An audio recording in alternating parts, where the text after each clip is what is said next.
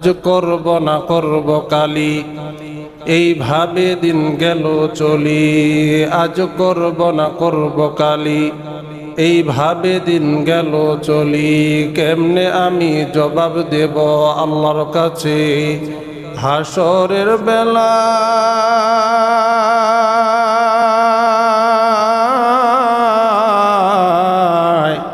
দিন ফুরিয়ে যায় রে আমার, সময় ফুরিয়ে যায়। আমার আল্লাহ বলেন, ফাযকুরুনি আযকুরকুম ওয়াশকুরুলি ওয়ালা তাকফুরুন।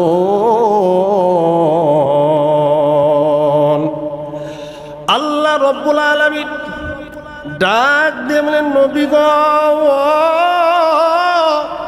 ইয়া রাসূলুল্লাহ, ইয়া হাবিবাল্লাহ, মানুষ যদি আমাকে স্মরণ করে, জিকিরের মাধ্যমে আমি আল্লাহকে স্মরণ করি, নবীজি বলে দিন আমিও তাদেরকে স্মরণ করব।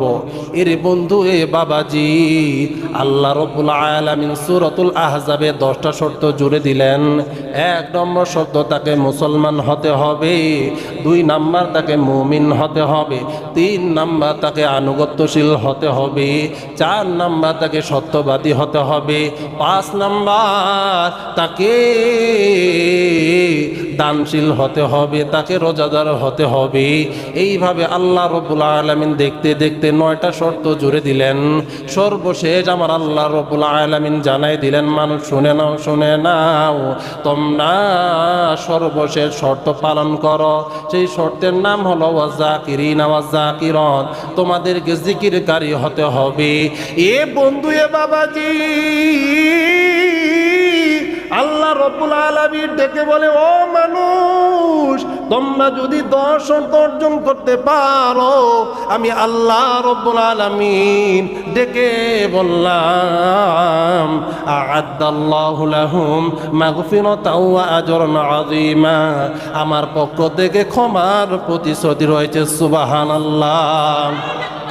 বাইজিদ বুস্তামি রহমাতুল্লাহ আলাইহির কাছে যখন তারা নালিশ করল, হুজুর, এই মহিলা সমাজের মধ্যে ভাইরাস, টাকার বিনিময়ে দেহ ব্যবসা করে, ব্যবসাগিরি করে।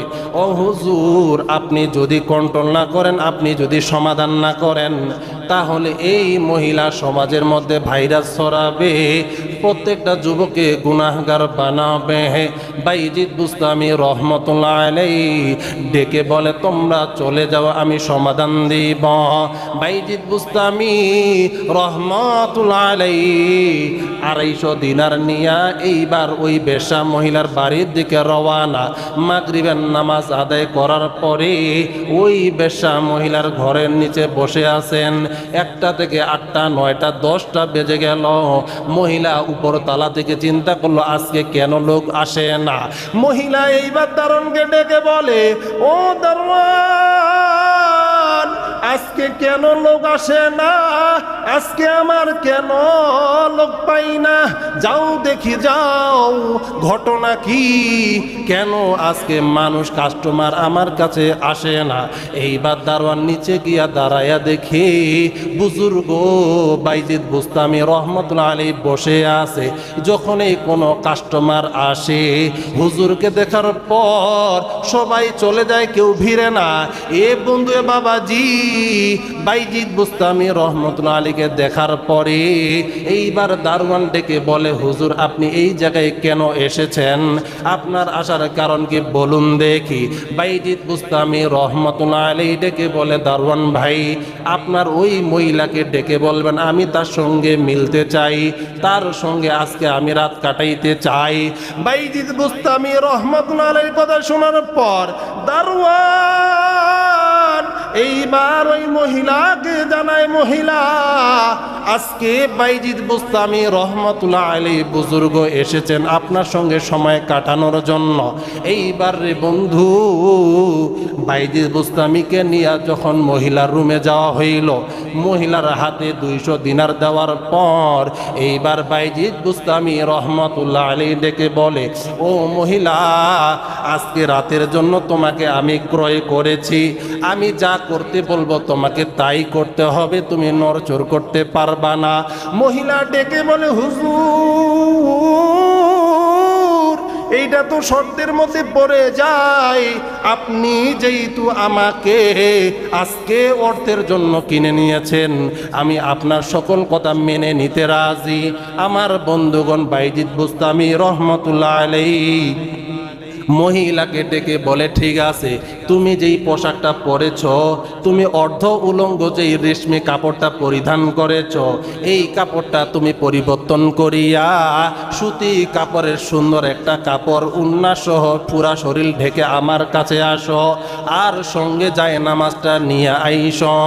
বাইজিদ বুস্তামি রহমাতুল্লাহ আলাইহির কথা শোনার পর এই মহিলা নতুন করে গোসল করলেন, সুন্দর পরিপাটি পোশাক পরলেন, পরার পর যায় নামাজ নিয়ে বাইজিদ বুস্তামি রহমতুল্লাহ আলাইহির সামনে দাঁড়াইলেন। বাইজিদ বুস্তামি রহমতুল্লাহ আলাইহি ডেকে বলেন, মহিলা, যায় নামাজটা বিছাও, যায় নামাজের মধ্যে তুমি দাঁড়াও। যায় নামাজের মধ্যে যখন দাঁড়াইছি, বাইজিদ বুস্তামি আল্লাহকে ডেকে বলেন, আল্লাহ, জোরে জোরে এইভাবে আল্লাহ আল্লাহ ডেকে আল্লাহ আল্লাহ জিকির করে। কতক্ষণ লা ইলাহা ইল্লাল্লাহ জিকির করে, কতক্ষণ সুবহানাল্লাহ জিকির করে। এক পর্যায়ে উচ্চ আওয়াজে বলে, আল্লাহ। এই মহিলা আল্লাহ আপনাকে চিনে না, আপনার জাহান্নাম মানে না, আপনার ওই কঠিন আযাবের কথা স্মরণ করে না। আয় আল্লাহ, আমি তারে যায় নামাজ পর্যন্ত পৌঁছায় দিয়েছি, যায় নামাজ পর্যন্ত আমি তারে নিয়ে এসেছি। আয় আল্লাহ, তার দিল তুমি পরিবর্তন করে দাও, তারে তুমি আল্লাহ মুখে বানায়া দাও, তার দিলের মধ্যে জাহান্নামের ভয়ে ঢুকায়া দাও। মহিলা এইবার সেজদার মধ্যে পড়িয়া লক্ষ্য করে দেখে, রে আমি একজন গুনাহগার মহিলাকে একজন বুজুর্গ মানুষ নিজের কষ্টের টাকা দিয়া সারা রাত আমাকে ক্রয় করে নেওয়ার পর এখন কোনো প্রকার খারাপ কাজ না করিয়া আমার ভালোর জন্যই আল্লাহর কাছে দোয়া করি, আল্লাহ যেন আমার জান্নাত মুখী বানায়, আল্লাহ যেন আমার হেদায়েত দান করে।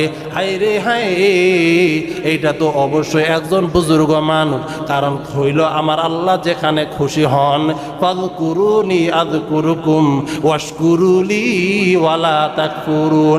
কেউ যদি আল্লাহকে স্মরণ করে, আল্লাহ আয়াতের মধ্যে বলেন আমি আল্লাহ তাকে স্মরণ করব। এই স্মরণ দ্বারা উদ্দেশ্য শুধু জিকির নয়, আল্লাহ এর ব্যাখ্যায় বলেন, কেউ যদি আমাকে গোপনে স্মরণ করে, কেউ যদি আমাকে ঘুমন্ত অবস্থায় স্মরণ করে, আমি তাকে আরশে আজিমে নিয়ে তাকে স্মরণ করব। কেউ যদি কোনো মজলিসে বসিয়া আমাকে স্মরণ করে, আমি ফেরেশতাদের মজলিসে তারে নিয়ে আলোচনা করব। এই জন্য আমার বন্ধু এই বাইজিদ বুস্তামি রহমতুল্লাহ আলাইহির জবান এত দামি হয়েছে, আল্লাহকে চাওয়ার কারণে, আল্লাহর কাছে বলার কারণে আল্লাহ রব্বুল আলামিন তার দোয়া এমন ভাবে কবুল করেছে। মহিলা সালাম ফেরানোর পর ডুকরে ডুকরে কান্দে আর বলে, হুজুর, আমি এতদিন বুঝি নাই যারা গুনাহ করবে তারাই তো জাহান্নামী, যারা গুনাহ করবে তারাই দোজখে জ্বলবে, তাদের আগুন সহ্য করতে হবে, তাদেরকে কঠিন আযাবে পতিত হতে হবে। হুজুর, আমি তো নিজেই গুনাহ করি, আবার আমি গুনার জন্য মানুষদেরকে আহ্বান করি। ও হুজুর, আর দেরি করব না, এখনই তওবা করলাম, কালেমা পরে নতুন করে মুসলমান হইলাম। সুবহানাল্লাহ। তো আমার বন্ধুগণ, জিকিরের ফায়দা হচ্ছে এটা, আপনি যখন 10টা শর্তের 9টা শর্ত পালন করলেন, অর্থাৎ প্রথমে মুসলিম হইলেন, এরপরে মুমিন হইলেন, এরপরে আনুগত্যশীল হইলেন, এরপরে সত্যবাদী হইলেন, এরপরে ক্ষমাপ্রাপ্ত হলেন, এরপরে সত্যবাদী হওয়ার পরে সদকা দিলেন, দান করলেন, এরপরে নিজের লজ্জাস্থানকে হেফাজত করলেন। এগুলো 9টা শর্ত পালন করার পরে যখন আপনি জিকিরকারী হয়ে যাবেন, আল্লাহ তাআলা ওয়াদা দিয়েছেন, আ'আদাল্লাহু লাহুম মাগফিরাতাও ওয়া আজরান আযীমা। আমি আল্লাহর পক্ষ থেকে ওয়াদা দিলাম, তার ক্ষমার প্রতিশ্রুতি রয়েছে। সুবহানাল্লাহ। এই জন্য আল্লাহ রাব্বুল আলামিন আমাদের সকলকে এই 10 শর্ত অর্জন করার তৌফিক দান করুন। সকলে বলুন আমিন।